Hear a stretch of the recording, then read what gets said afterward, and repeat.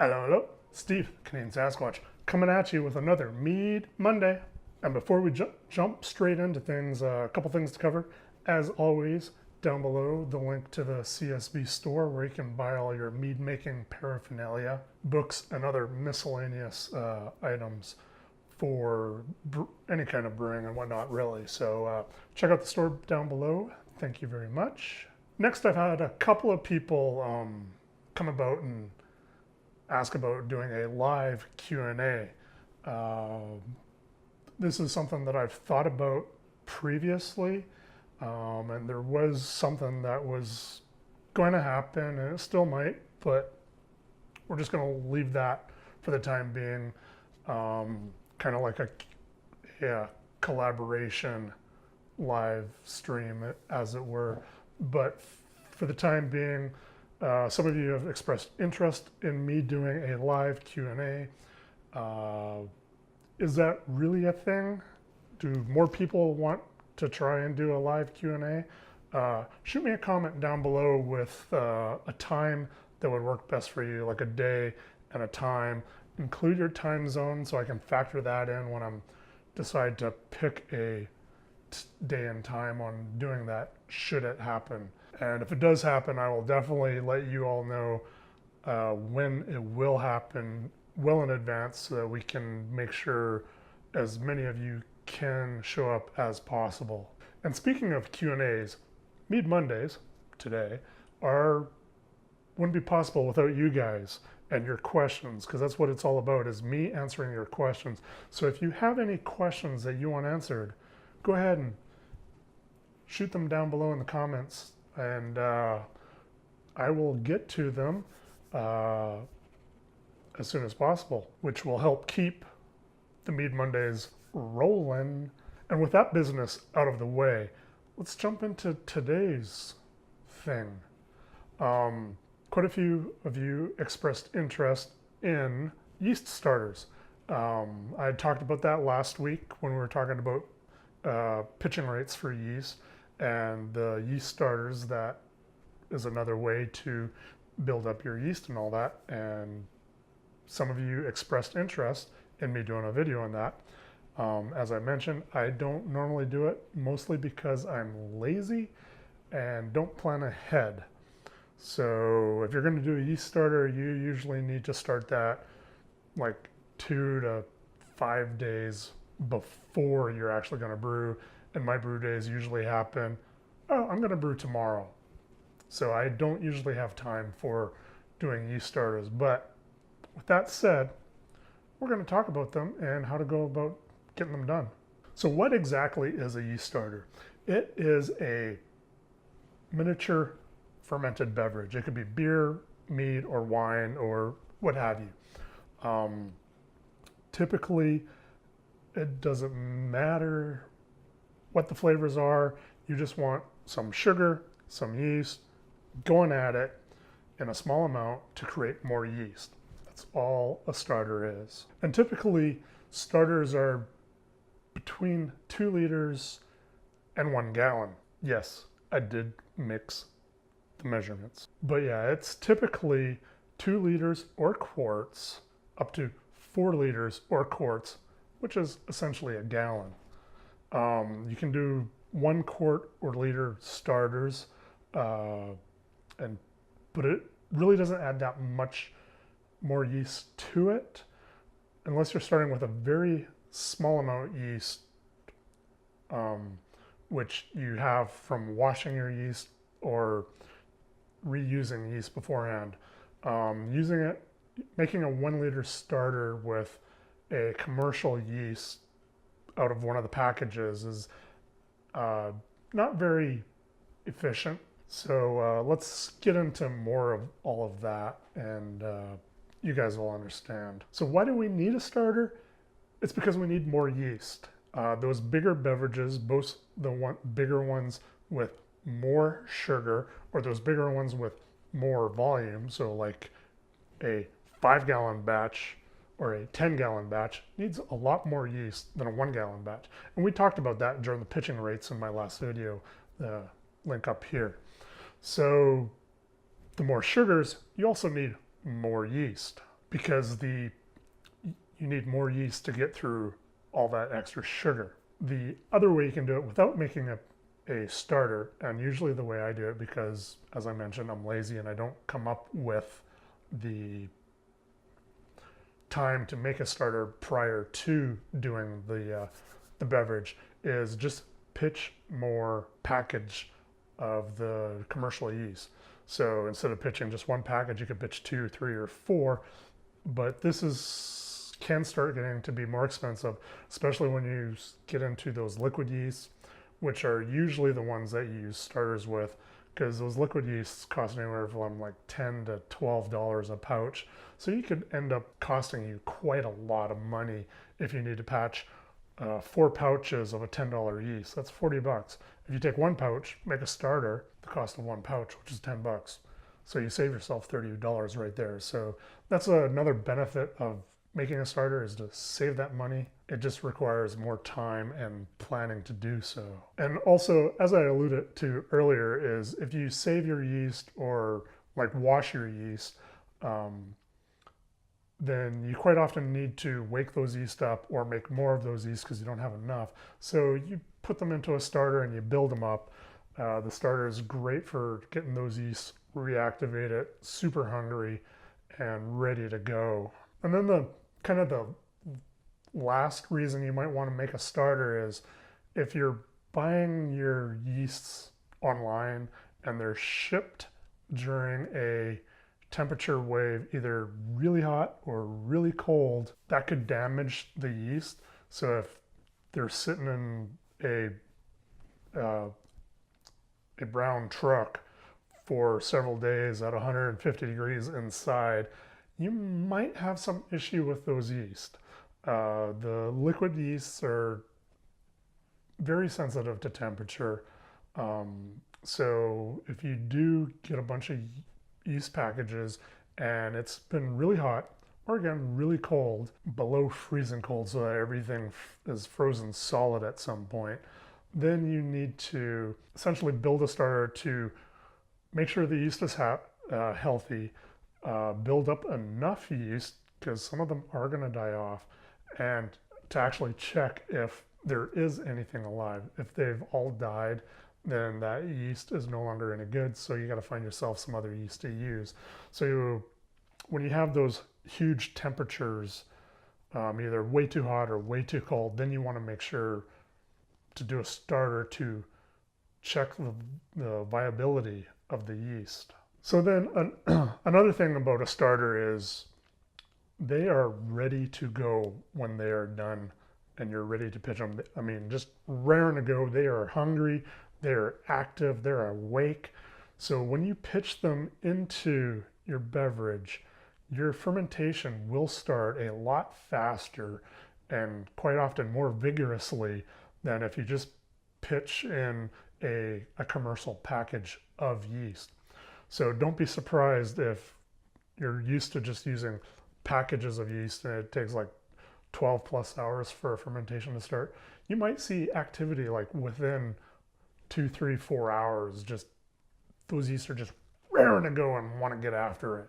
So that's another possible reason for making one, is you want yeast to get going after things, especially if you're doing like a mellow mel fruit beer where you're adding fresh fruit that might have wild yeast or bacteria or something on them. Then you want to make sure that your yeast that you choose are ready to go and get in there and take over anything else, any of the wild yeast or bugs that might be in there, because those yeasts, a lot of those yeasts will cannibalize the wild yeasts. Yes, yeast are cannibalistic. So how do we go about making a starter? You just need 3 things. You need water, you need sugar, and you need yeast. Some nutrients will be beneficial to make sure they're good and ready to go. So a little bit of that definitely helps. But the recipe is very simple. For beer, we're going to do beer, 100 grams of DME, dried malt extract, per 1 liter. So that's 100 grams of DME in 1 liter. So 200 grams for 2 liters, 400 grams for 4 liters. Very simple. So for mead, if you're using honey for your starter, which you should be because that gets the yeast ready for those honey sugars, it is 135 grams per liter. 270 grams per 2 liters and 540 grams per 4 liters. Now the honey is higher than the DME because, well, honey is liquid, there's water in there, so you got to balance that out, whereas DME is more concentrated sugar. If you're using LME, which is liquid malt extract, then those numbers would be closer to the honey numbers. I don't have those on hand because I just thought of this right now, but yeah. So that's why the difference in the number of grams per liter is what it is. And then for nutrients, I would add half a gram of Fermade O or Go Firm per liter. That would give just enough nutrients to make everybody happy, and you wouldn't really have to worry about it. With the beer starter, you don't really have to worry about that because the DME has a lot of nutrients already in it, whereas honey has essentially no nutrients. So yeah, about half gram is just right. So yeah, the recipe, we'll stick with the mead recipe because most of us are here for mead stuff. So the 135 grams for 1 liter, and how we measure that is we put the 135 grams into our vessel that we're going to be making the starter in, and then we level that off to 1 liter. So however much water it takes to get to that 1 liter mark after we put the 135 grams in. We don't do 135 grams and 1 liter of water. That would make the concentration a little bit too little. So speaking of the concentration, what gravity are we shooting for? We're shooting for about 1030 to 1040. We want it nice and low so the yeast can easily get through those sugars. And it's not a big issue if there's a little bit less or a little bit more. That's pretty much the ideal range, the 1030, the 1040, and everybody is happy. So yeah, that's why the specific amount of sugar to water to get through that. Alrighty, so the next part of all this is what gear do we need? You got to make it in something. So mason jar. This is a 1.5 quart mason jar. It'd be great for a 1 quart or a 1 liter starter. 2 quart mason jar. Also very good. Makes 2 quarts or 2 liters of starter. And you can also use things like carboys. Here's a 1/2 gallon carboy. So you have a 1/2 gallon starter or 2 quarts. And then for those big starters, 1 gallon carboy. So those are good. And then what you do is you need a topper for these guys. Say a tin foil, nice and easy, keeps the bad things out. And lets the gas escape because there's going to be a lot of CO2 production. Another thing that a lot of people really like though, the nerdy flask. Yes, the nerdy flask. So this is a 2 liter, 2000 milliliter Pyrex flask. And Pyrex is the preferred material for these to be made out of. Because you can do your heating and cooling all in one vessel, whereas with carboys you cannot. So that's another thing with starters is you should really cook them. I know don't heat your yeast, but for a starter it is okay. You want to cook them up, boil them for 5-10 minutes to make sure there's no yeast or bacteria or anything in them that would take over the yeast that we are trying to start with.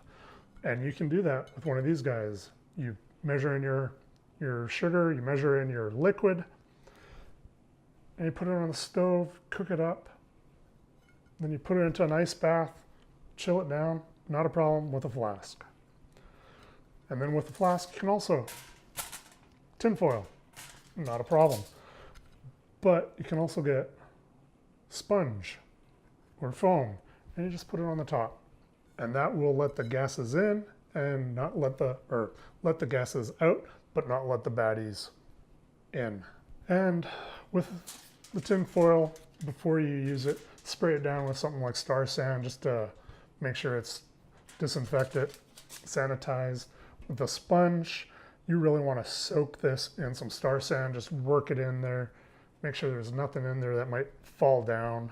And then once you've got your yeast starter in here, mixed up, heat it, cooled, yeast added to it, what you will want to do is just set it on your kitchen counter. And you do want this in a warmer place. 70 to 80 degrees is perfect. Anything below 90 is okay. Anything above 65 is okay. But that 70 to 80, 85 even is perfect. We don't care about the yeast sweat.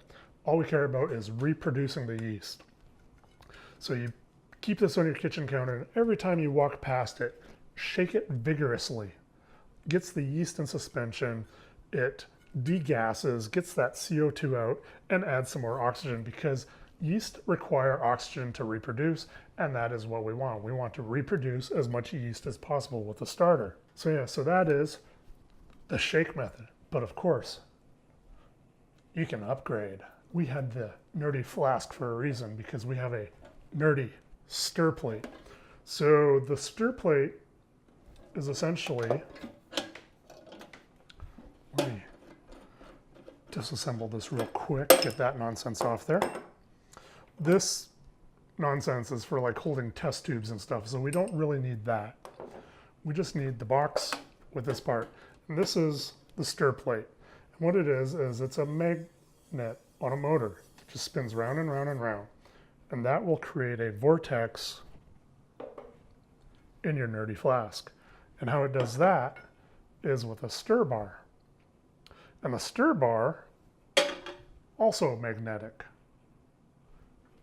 So when you have this turned on, this will spin around, creating a vortex in the flask, hence stir plate, to stir this up. Roll that B-roll.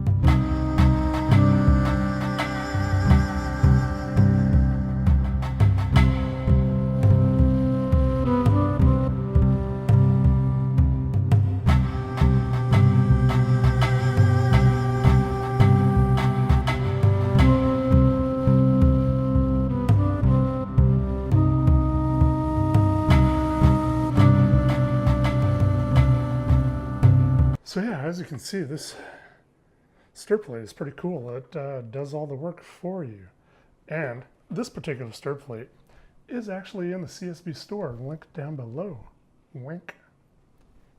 Along with the stir bars. And after your starter is done, we will have more yeast cells than we started with, which was the whole point of this, to make more yeast.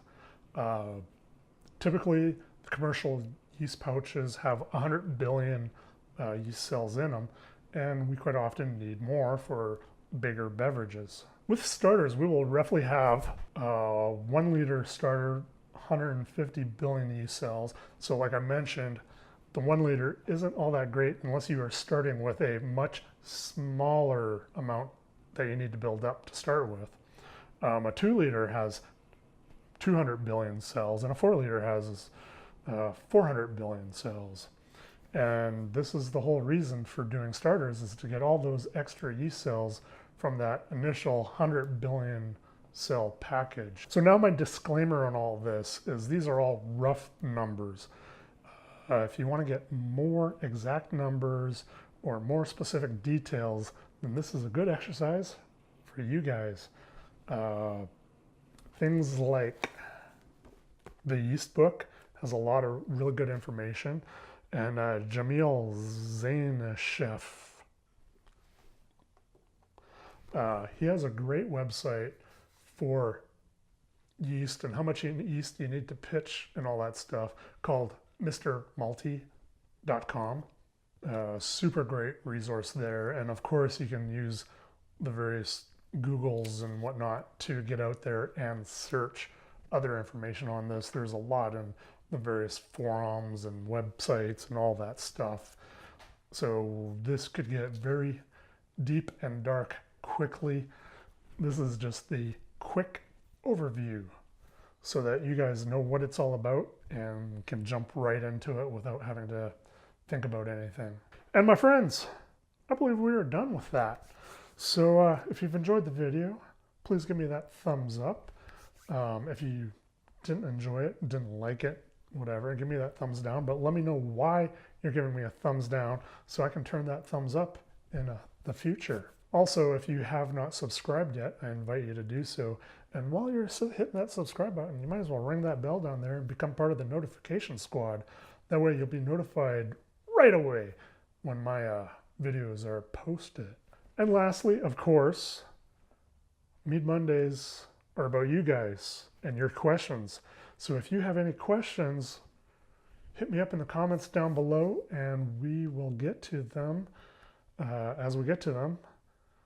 I do need more questions. I'm running out. So shoot me your questions in the comments down below. Let's keep this Mead Monday rolling again since we're just back freshly ready to go. Let's do it. Yes. And with that, my friends, I bid you all adieu. Be sure to have a pint of awesome, because I know I will. Cheers.